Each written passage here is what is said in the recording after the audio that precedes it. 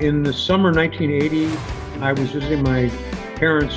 I was digging around in the basement and I came across my dad's high school yearbook. I thought about, gee, if I had gone to high school with my dad, would I have been friends with him? And I said, that's a good idea for a movie. The idea of time travel and some of the things that you played around with before you landed on a vehicle as such, how were you going to get there? First, we thought, okay, Doc Brown built like a time chamber.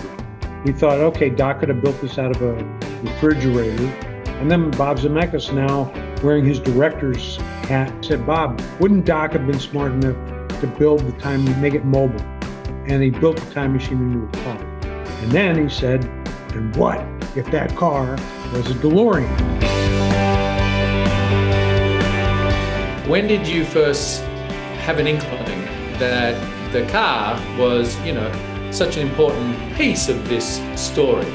We started getting requests for the car to make appearances at different venues. So we hired a guy named Jay Orberg to build 3 more DeLorean Time Machine replicas so that these things could go out on the road. People want to get their picture taken. I'm sure that the movie and the iconography of it, keeping the DeLorean in the public consciousness for a long time. Congratulations on everything you've done. This is, what a ride. It's been quite a ride. Have a good rest of your day and see you in the future. Well, we got some cool cars that are going to be crossing the block tomorrow. One of them is a tribute, a clone for the Back to the Future car. That's right, the DeLorean. And it's really cool to talk about the fact that DeLorean itself is kind of going back to the future in a different way. Right, Murph? It is indeed, Rick. It's one of the most iconic and infamous auto brands in history, despite its limited production run, which actually ceased in 1982. Now, I had the opportunity to talk with Troy Beats, one of the key architects of a team that built out a timeline of the last 40 years of DeLorean models, culminating in this new one, the Alpha 5, and thrusting the company back into the zeitgeist. Well, the original incarnation, obviously, the first representation was in 1981.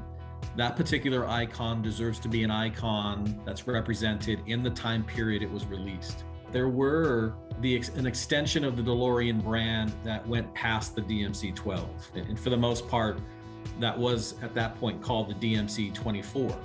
The only way that we could continue is to reimagine, had DeLorean stayed, what types of vehicles it would have created in the last 40 years.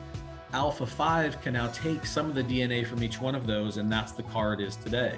Tell me about this idea of DeLorean and the future of mobility. The connected part of DeLorean is going to be sense, which means if you have a daughter or son and they're at school and you don't see them all the time, if you want to feel connected to them at any one moment, you can feel their heartbeat, their warmth. They can actually send you a hug with the actuators in the seat for bolsters. They could potentially blow you a kiss. You could feel a cool breeze on the back of your neck. There's this connectedness that you have at a human level, which is we wanted to create. How does the Alpha 5 represent sort of the future of DeLorean? And I've heard you say it's just the first one will do. There is more to come. Alpha 5 is a moment in time that reflects the last 40 years of design evolution. The idea that we're changing the way technology consumes you, we're going to do it in a more humanistic way. Now, we talked about this car. In 1981, DeLorean, it's a Back to the Future time machine. Of course, this is the Mr. Fusion edition. Well, you all know the movie, you all know the story, 88 miles an hour, how many gigawatts it takes to get this thing going and travel through time. Could John DeLorean have ever imagined anything like this? And yes, this is a Mr. Fusion home energy reactor on the top. You can see where the lid pops off and you insert whatever fuel you're going to use. That's just a little cool, a little hot water mist right there, but wow.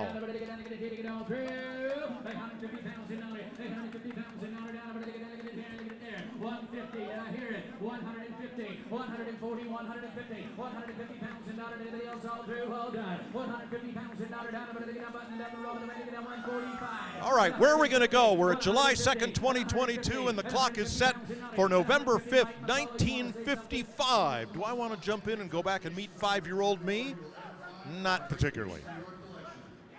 So the interesting thing about this car, it is just a clone, but the guy who built it, it's built by Bob's Prop Shop in Dallas, actually took molds off of the original one that's in the Peterson Museum to make this. So it is very true to the original.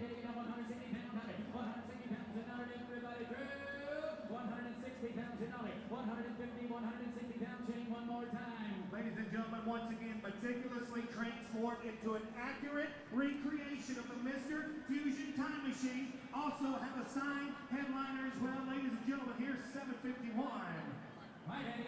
By the way, that Mr. Fusion on top, that's actually a coffee bean grinder. That's how it started life.